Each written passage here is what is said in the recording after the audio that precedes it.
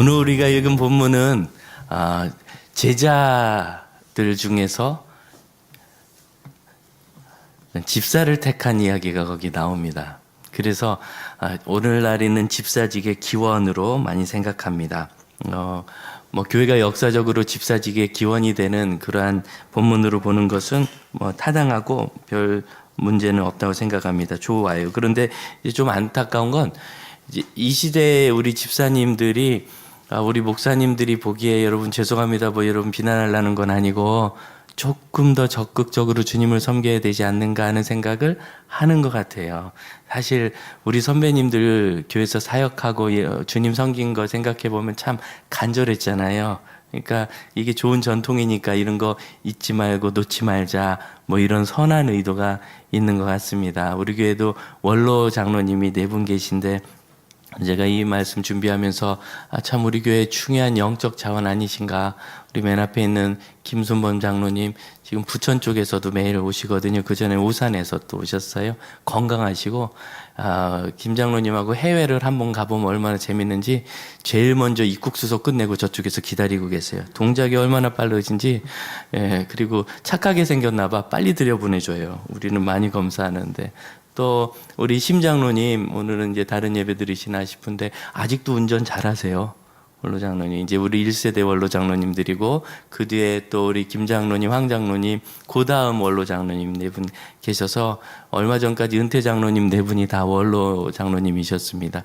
원로라는 건 한 교회에서 20년 이상 장로가 돼서 심우하고 성도들이 그 공로를 인정하고 우리가 계속 그 신앙의 헌신을 본받고 싶습니다 해서 여러분이 뽑는 거거든요. 나는 안 뽑았는데 생각하는 분은 그날 결석한 거지요.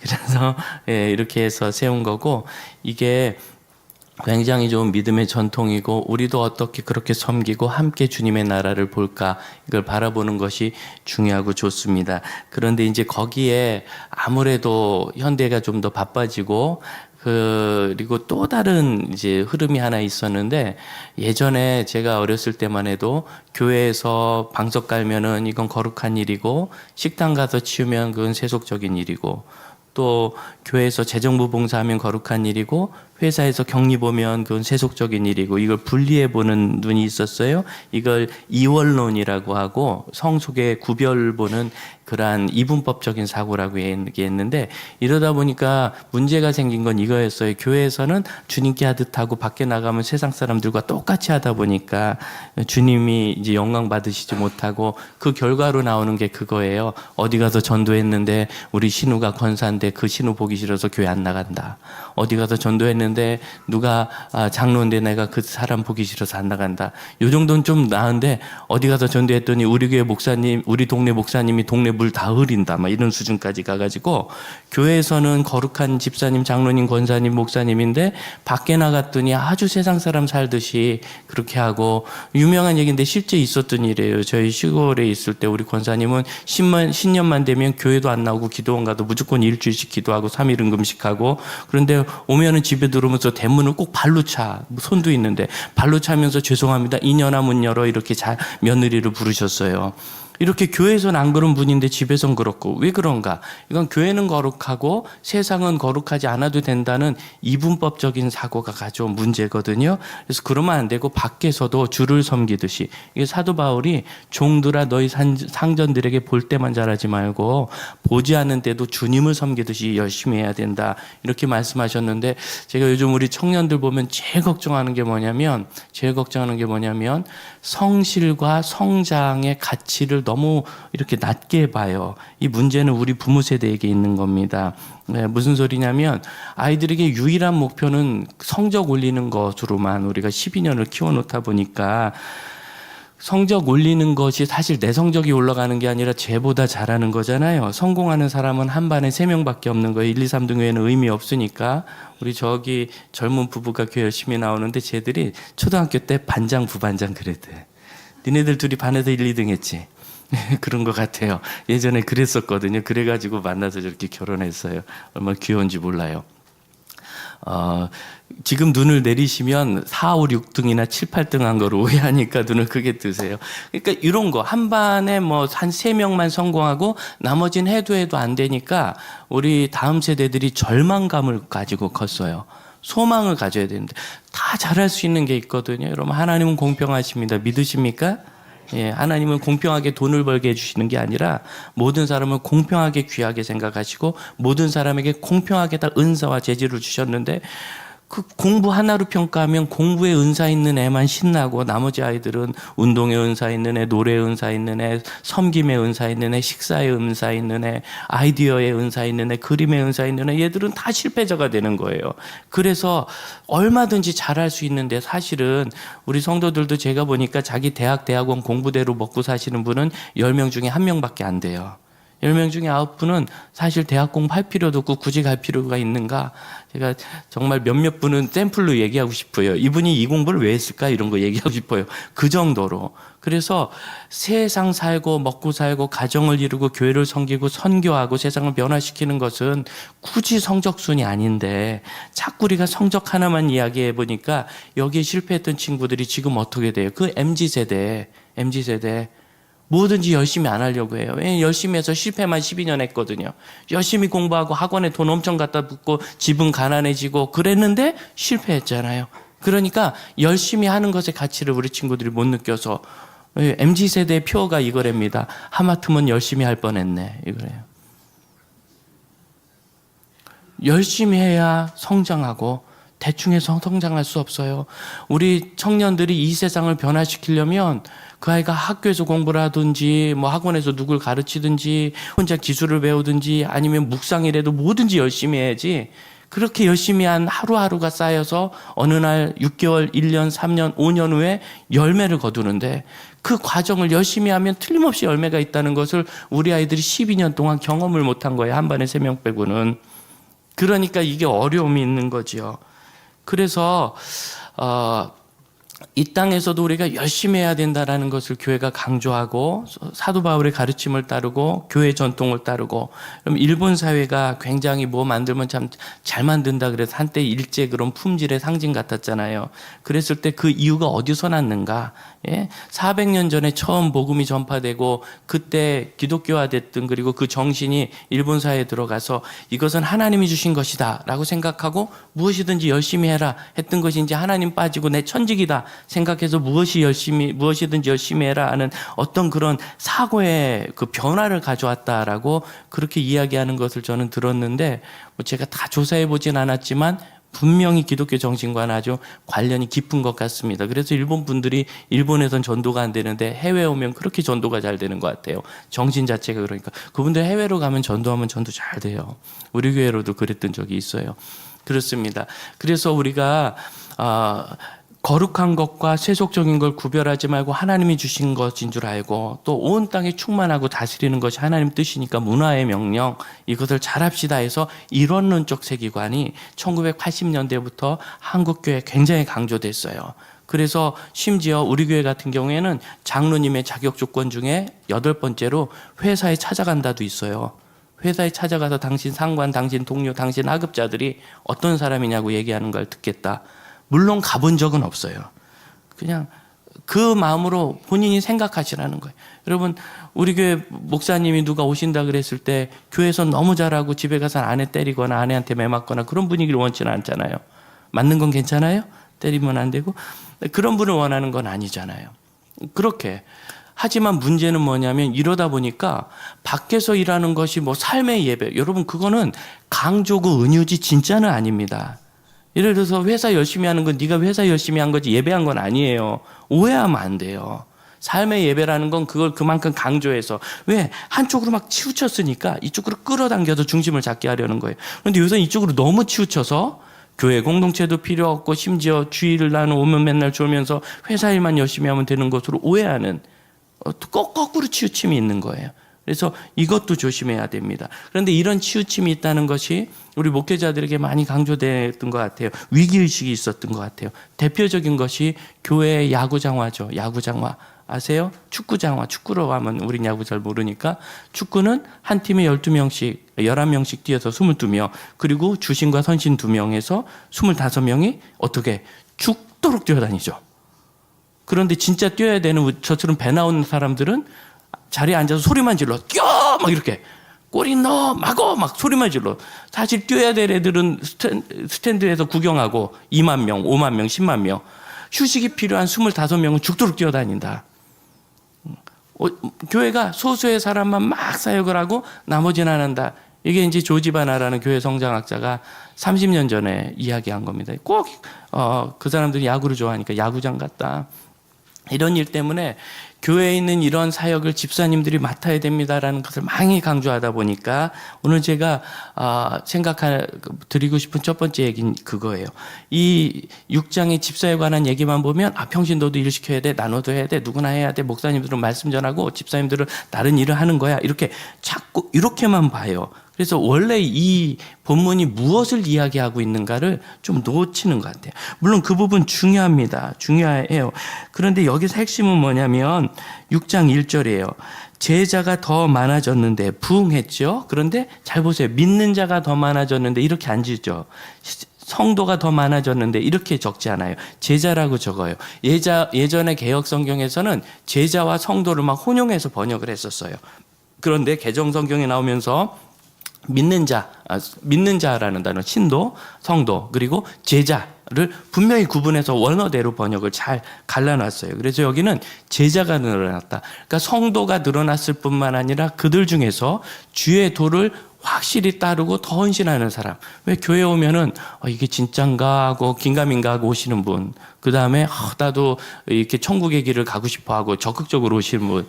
그리고 아내가 끌고 가서 할 수 없이 오시는 분. 이렇게 갈리잖아요. 그러니까 여기는 전체 성도가 아니라 그 중에서 특히 제자들인 거예요. 그러니까 이분들은 헌신되어 있어요. 언제든지 주님을 위해서 자기 시간과 인생과 모든 것을 드릴 준비가 되어 있는 제자들. 예수님의 십자가 도를 따르는 사람이 많아졌는데 이상한 문제가 생겨요. 그렇게 헌신된 사람이 많아졌는데 헬라파 유대인이 히브리파 유대인과 이렇게 갈려요. 왜냐하면 교회 숫자가 많아지다 보니까 미스가 나기 시작하는 거예요. 이게 부흥입니다. 부흥. 이제 이 부흥을 숫자가 늘어나는 것만으로 보지 말고 이전보다 더 진보하고 더 성장하고 더 나아진 것으로 보면은 그럼 모든 부흥은 불편한 일이 생겨요. 모든 부흥은 불편한 일이 생겨요. 제가 한때 서울대 교수님들하고 성경 공부를 월요일마다 한 적이 있는데 이분들하고 특징적인 걸 제가 봤어요. 일단은 자존감이 별로 안 좋아. 서울대 교수인데.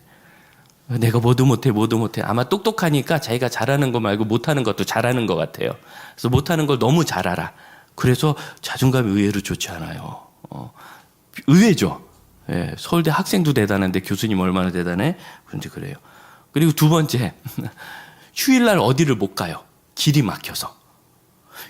이분 생각에 이 길은 40분 만에 가는 길이 분명한데 2시간 반이 걸리는 걸 용납을 못 하는 거예요.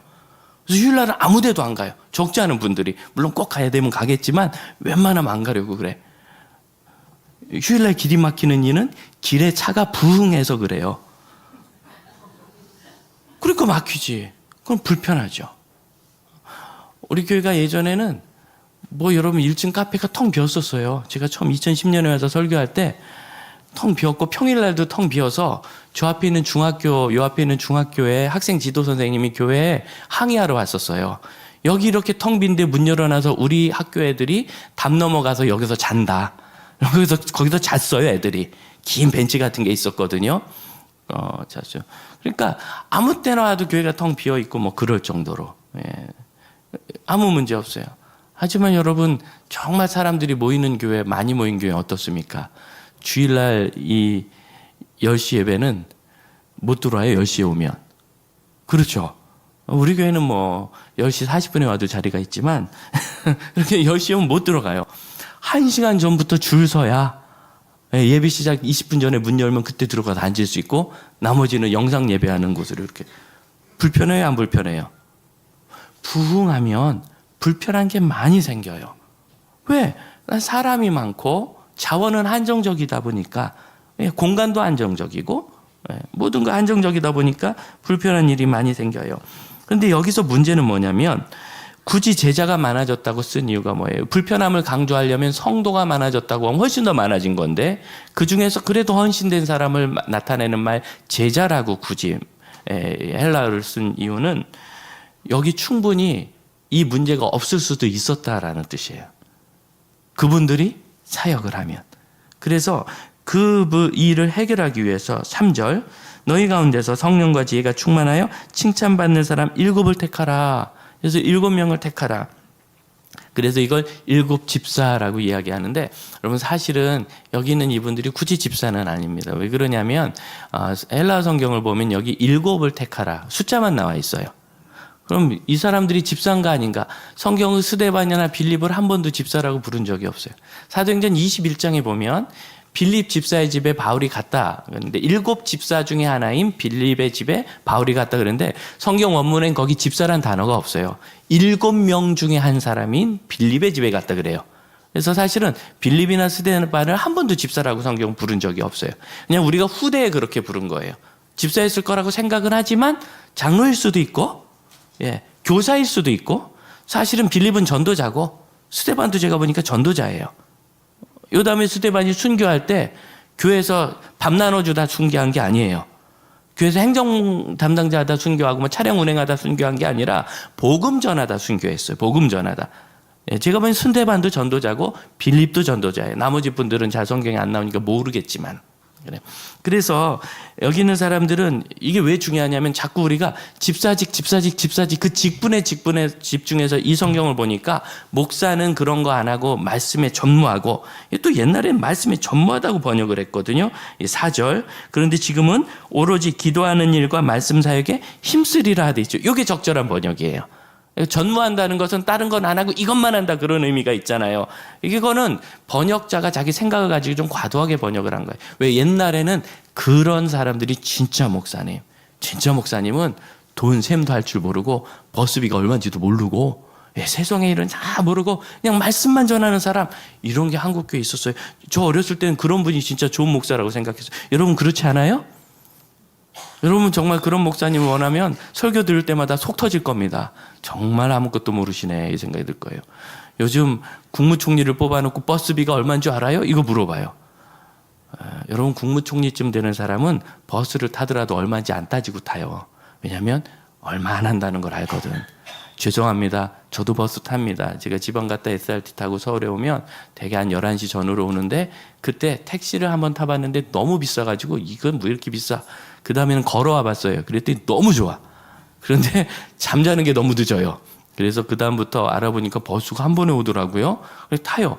대충 뭐 2,000원 언저리 어딘 건 아는데 얼마인지 저 몰라요. 그럼 카드 찍고 타지. 그게 그렇게 중요한 게 아니에요. 하지만 버스비는 서민들이 타서 싸다. 택시비는 내 타보니까 비싸더라. 뭐 이 정도만 알면 되는데 그게 얼마냐 자꾸 물어봐가지고 망신주기 하고 그러는데 그래도 국민들이 그 질문을 할 때 버스비가 얼마인지 알아주길 바라잖아요. 총리니까. 알아주길 바라서 그 사람 딱 맞추면 야 이번 총리 맞췄어 그러죠. 나는 총리 후보 된 사람들이 바보 같아. 나 같으면 얼른 제일 3개 외울 것 같아. 버스비, 지하철비, 택시 기본료. 맨날 물어볼 거니까 청문회 때 그 딱 맞추면 인기 올라가는 건데 그 참모를 잘 못 둬서 그렇지. 나한테 소개하면 우리 교회 좋은 참모들 많은데 다 소개해 줄 텐데 그런 거죠. 그래서 그것이 핵심은 아닙니다. 그것이 핵심은 아닌데 자꾸 그렇게. 하지만 여러분 목회자가 목회를 잘하려면 여러분이 공무원이면 얼마나 일을 하시고 휴일은 얼마나 있는지 1년에 그래야 불러다 일을 지키지. 그다음에 생활은 어떻게 될지 이런 걸 알아야 되고 우리 박희석 교수님께서 대학 때 칼빈주의를 가르치면서 칼빈은 나중에 이렇게 소천할 때 유언으로 내가 책이 몇 권이 있는데 이건 팔면 얼마쯤 되고 책장이 있는데 이거 팔면 얼마쯤 되고 해서 얘기했는데 나중에 팔아보니까 거의 그 돈이 나왔다라고 말씀하셔서 칼빈을 따르는 너희들은 세상 일을 모르면 안 된다. 잘 알아야 된다. 이렇게 말씀하셨는데 기억을 못 하시는 것 같아요. 눈을 동그랗게 뜨시는 거니까. 그때 저는 그게 굉장히 마음에 인식이 왔어요. 그러니까 이게 왜 그러냐면 이 본문은 목사일과 집사일을 나누는 데 목적이 있지 않아요. 우리가 이걸 나누는 거로 생각하는 것 중에 예를 들어서 2절입니다. 우리가 하나님의 말씀을 제쳐놓고 제쳐놓다라는 얘기 되게 안 좋은 말이죠. 하나님의 말씀을 제쳐놨다. 목사가 어때요? 사꾼 목사지 이거 목사 아닌 거예요. 그런데 이건 제쳐놓다는 단어가 아니고요. 하나님의 말씀을 놓고 그런 뜻이. 그럼 제쳐놓은 것과 놓는 것은 다릅니다. 근데 여기 있는 놓는 것은 어떤 거냐면 다른 일을 하느라고 할 수 없이 놓는 거예요. 그러니까 제쳐놓으려고 한 게 아니라 이게 이제 그 구제라는 이 단어가 식탁이라는 단어거든요. 식탁. 음식을 준비해야 하고 그런 것을 감독하고 뭐 직접 준비했는지 모르겠지만 그러느라고 어쩔 수 없이 말씀 보는 것을 못 놓는 거지 못하는 거지 이걸 제쳐놓는 건 아니에요. 이거는 번역자에 너무 선입견이 들어와 있어요. 그 다음은 더 웃겨요. 제쳐놓고 접대를 일삼는 것이 여러분 성경은 일삼다라고 하지 않습니다. 성경 이 단어는 디아코네오예요. 디아코네오. 집사, 디컨의 어원이 되는 단어입니다. 섬김이란 단어예요. 성경에 섬김이란 단어가 많이 나오죠. 그게 다 디아코나예요. 여러분 섬기는 게 나쁜 거예요? 좋은 거예요? 좋은 거예요. 성경은 섬김을 나쁘게 얘기하지 않아요. 이 디아코네오는 아주 좋은 뜻으로 쓰이는 단어예요. 그러니까 여기 일삼다고 그러면 안 돼요. 접대하는 일을 섬기는 것이 마땅치 않다. 이렇게 번역해야 돼요. 근데 그 일삼다라고 번역하니까 목사가 식탁을 섬기거나 뭐 하거나 그런 거 막 이상하게 보는 거죠. 지난 주간에 제가 고향에 있을 때 1년 후배인 여자 집사 둘이 이 동네 사는데 그중에 한 명은 저희 결혼할 때도 좀 도와주기도 했던 분들이거든요. 근데 가만 생각해 보니까 아니 내가 장지교회 담임 목사가 됐는데 한 번도 안 왔더라고. 그래서 전화를 했어요. 너무한 거 아니냐? 그랬더니 즉시 왔어요. 그리고 이런 건 너무한 거지. 와가지고 점심을 뭐 드실래요? 그랬는데 뭐 중얼중얼 그래가지고 그럼 우리 교회 성도가 하는 곳 옆에는 여기 고깃집에 갔어요. 그래서 거기 저랑 같이 맞으면 제가 잘 굽습니다. 제가 우리 권사님께 사사를 개인적으로 받았어요. 권사님께 여쭤보세요. 이거 농담인 줄 아는데 이건 농담이지만 진담인 농담입니다. 그래서 막 걷더니 자매 중에 한 사람은 목사님 하시지 말라고 권사님 보고 흉본다고 자기가 하겠다고 막 그래. 근데 한 자매는 이렇게 하고 쳐다봐. 이렇게. 왜? 목사가 고기 굽는 진풍경을 처음 본대. 그거 좀 구우면 안 되나 목사는 맨날. 구워주는 거 얻어먹어야 되나. 그러면서 나중에 얘기하더라고요. 자기가 지금까지 신앙생활하면서 목사님들하고 이렇게 있으면서 표현이죠. 손도 까딱 안 하는 것 속에서 그렇다. 목사들이 뭐 손도 까딱 하고 안 하고 뭐 그런 사람들은 아닙니다. 사역별로 다 움직이는 게 다르고 저도 집에 가면 아내의 말을 잘 듣습니다. 그렇지만 그 자매는 그게 이제 지금까지도 좀 마음이 속상했던 모양이더라고요. 그러면서 우리 교회 와서 주차장부터 살피더라고. 제 차가 어디 있냐고. 제 차는 우리 교회 주차장이 없어요. 좁아서 집 앞에다 갖다 놓지. 그랬더니 교회 목사님 주차장이 최근에 생겼는데 자기에게 너무 불편하다. 굳이 그게 있어야 되는가. 또 옆에 있는 자매가 아니 그거 없으면은 목사님이 주차하다가 막 왔다 갔다 하는 시간 낭비가 많으니까 늘 오니까 저는 그게 있어야 된다 없어야 된다 그런 생각하지 않아요. 중요한 건 이겁니다. 누구나 그것이 있든 없든 주차장이 있든 없든 고기를 굽든 안 굽든 목사든 집사든 장로든 권사든 평신도든 주일학교 어린이든 예수 믿는 사람은 다 섬기는 사람이 되어야 될 줄로 믿습니다. 일삼다라는 단어는 적절하지 않아요. 접대하는 일을 섬기는 것이 적절치 않다. 왜? 그걸 섬기느라고 말씀을 놓을 수밖에 없게 되니까 그런 의미지. 이게 무슨 말씀 전하는 건 더 좋은 일이라 그런 뜻은 아닙니다. 그럼 여기 있는 12사도가 왜 말씀 연구하는 일을 놓아야 합니까? 왜냐하면 1절에 있는 많은 제자들이 그 일에 동참하지 못하고 있기 때문입니다. 안 하나 그랬더니 그렇지 않아요. 안 시켜서 못하고 있는 거예요. 그래서 시키자 그랬어요. 시키자. 어떻게 시키는가? 3절 일곱을 택하라. 그랬더니 사람들이 신나서 택했어요. 그래서 믿음과 성령이 충만한 사람 스데반과 또 빌립 이렇게 나오는데 이건 우리가 다음 주에 한 번 더 볼 건데요. 믿음과 성령이 충만한 사람은 스데반에만 붙는 말이에요. 스데반은 믿음과 성령이 충만했고 그리고 빌립, 브루고노 이렇게 쭉 붙어요. 그러니까 나머지는 안 충만했다는 건 아니지만 스데반이 여기서 이후로 중요한 의미가 있는 것을 성경에 이렇게 적고 있어요. 그렇게 해서 그 뒤로 해가지고 그들을 안수하고 세웠더니 7절 보세요. 하나님의 말씀이 점점 왕성하여 예루살렘에 있는 제자의 수가 더 심히 많아지고 여러분 6장 1절은 뭐라고요? 제자가 더 많아졌어요. 그런데 7을 세웠더니 어떻게 됐어요? 더 심하게 많아졌어요. 그러나 불평도 없어지고 불편도 없어지고 짜증도 없어지고 더 행복하게 부흥해서 어떻게 허다한 제사장의 무리들, 제사장의 무리가 누굽니까? 바로 직전에 있는 5장에서 사도들에게 채찍질했던 사람입니다. 극적인 변화가 일어난 거예요. 그러니까 5장에서 제사장 중심으로 사도들을 채찍질했는데 6장에서는 제사장 중심으로 돌아왔다고 보여주고 있어요. 그런 위대한 변화는 성경은 뭐라고 얘기하느냐? 7을 더 세웠더니 일어났다. 여러분, 하나님의 부흥의 역사는 7을 더 세우면 더 크게 일어납니다. 7을 더 세워야 더 위대하게 일어납니다. 7을 더 세우지 않으면 부흥이 우리에게 갈등을 줍니다. 원망을 줄 수 있습니다.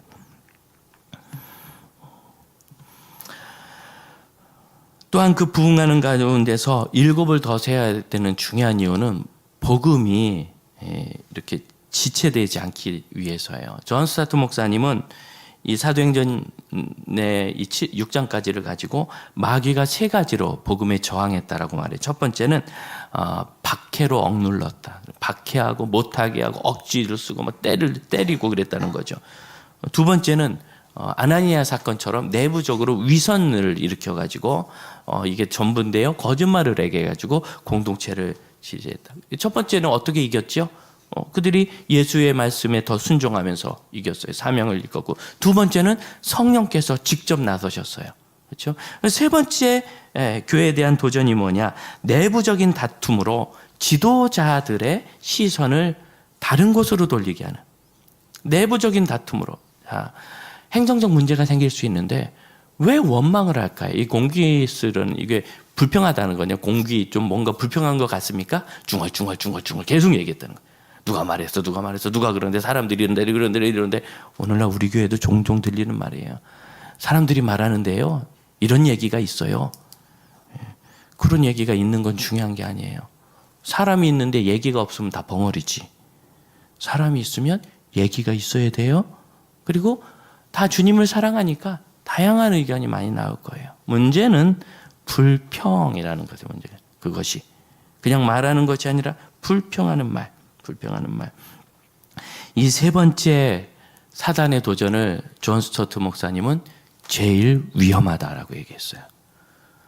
제일 위험하다. 우리는 채찍으로 때리는 박해가 더 위험한 것 같고, 우리는 내부적으로 사단에게 시험에 빠져가지고 거짓말하고 교회를 속이는 게 위험한 것 같지만, 여러분 어떻게 생각하면 그건 순결함과 관련된, 복음의 순수성, 신앙의 순수성과 관련된 문제라면, 이 세 번째 문제는 공동체가 가지고 있는 어떤 부작용, 공동체가 가지고 있는 태생적인, 왜 태생적이냐?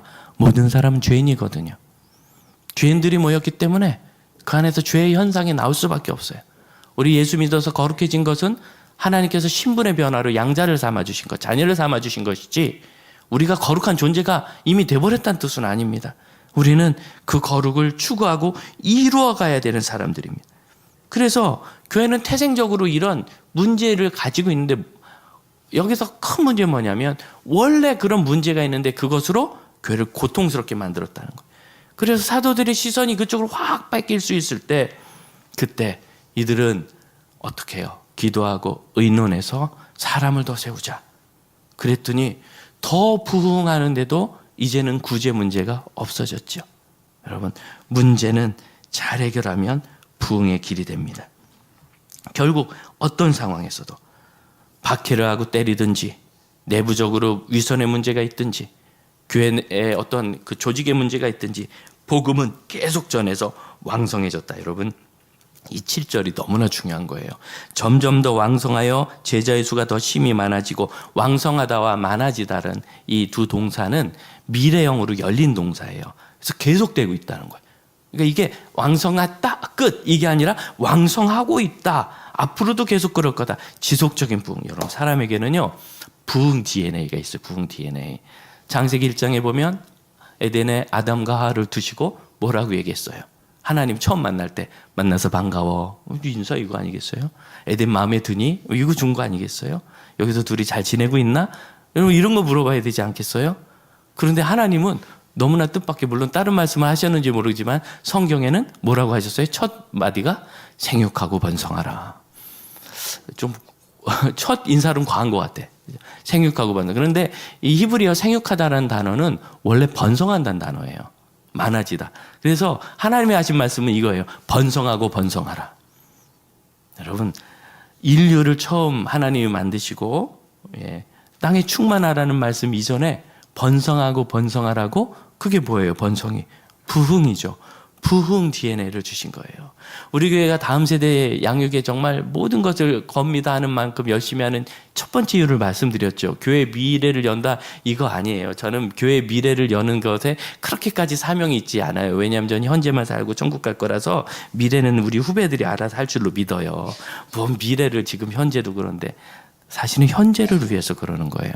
왜? 제가 부모가 돼 보니까 언제 제일 행복한가? 우리 애들이 믿음 좋고 착실하고 세상에 나가서 탁탁 승리하고 문제를 이기고 잘 되면, 그럼 말할 수 없이 행복해. 돈을 엄청 벌고 막 지위가 올라가는데 아이가 마약 중독이에요. 감옥을 제 집 드나듯이 하고 맨날 칼 들고 와서 자해하겠다 그러고. 제가 무서운 얘기 좀 했네요. 그럼 이런 행복할까요? 결국 나이가 들수록 우리의 행복의 99%는 자녀들에게 달렸더라고요. 심지어 내가 몸이 아프거나 가진 게 없어도 자녀들이 잘 되면, 뭘 요즘 자녀들이 부모 공양을 안 한다고 그래도 너무 잘 되면 할 수 없이 남는 게 와요. 그래서 우리 성도들이 행복하려면 다음 세대가 잘 서야 되는 거구나. 이게 안 되면 성도들이 인생이 점점 불행해지는구나. 이게 보였어요. 그래서 다음 세대를 열심히 하는 거예요. 다음 세대를. 이게 뭡니까? 부흥이죠. 부모 세대보다 다음 세대가 건강해서는 거. 개인적으로도 그래요. 내가 작년과 올해를 비교했을 때 작년보다 올해 내가 조금 자기 관리도 잘 되고, 제가 요새 조금 긴장을 많이 해요.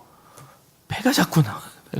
언제 긴장하느냐면 이게 이렇게 안 채워졌어요. 그래서 제일 잘 채워지는 옷을 오늘 입고 왔더니 땀이 나네. 그래요. 그래서 긴장 많이 하고 지난 주에 내내 애를 써서 300g 뺐어요. 고기 한 근도 안 되네. 이것도 쉽지 않네요. 예. 그러니까 이게 뭐예요? 사실은 살을 쪘다 빠졌다가 아니라 내 관리가 되느냐, 자기 관리가 되느냐, 이 얘기잖아요. 작년보다 올해 좀 관리가 잘 되고, 작년에 말씀 읽는 것보다 올해 말씀에 읽을 때 더 잘 보이고 은혜가 되고, 그리고 이전에 몰랐던 걸 깨닫게 되고. 여러분, 이게 개인적인 부흥 아니에요? 성장. 그럼 부흥과 성장은 다른 얘기가 아니에요. 그래서 우리 교회가 늘 기도하는 건 뭐예요? 교회가 부흥하지 않습니까? 이때 성도도 부흥합시다. 교회가 잘 되지 않습니까? 이때 성도가 잘 됩시다. 교회가 잘 되는 것에 내 삶을 얹어갑시다. 왜? 혼자 가면 힘들지만 같이 가면 강하니까. 여러분, 이 부흥의 1막이 완성된 이야기가 바로 이 이야기예요. 언제? 7을 세웠을 때 왕성하게 부흥하더라. 그럼 사도행전에 이 표현이 6번이 나옵니다. 여기가 대표적이고, 이 다음에 나오는 것은 사울이 극적으로 회심했더니 교회가 평안하게 든든히 서가더라. 그리고 고넬료가 회심했더니 교회가 열려서 이방인도 구원받는 걸 확실했어요. 그래서 교회가 평안하고 든든히 서가더라. 이런 식으로 큰 변화가 있을 때마다 이 표현이 있어요.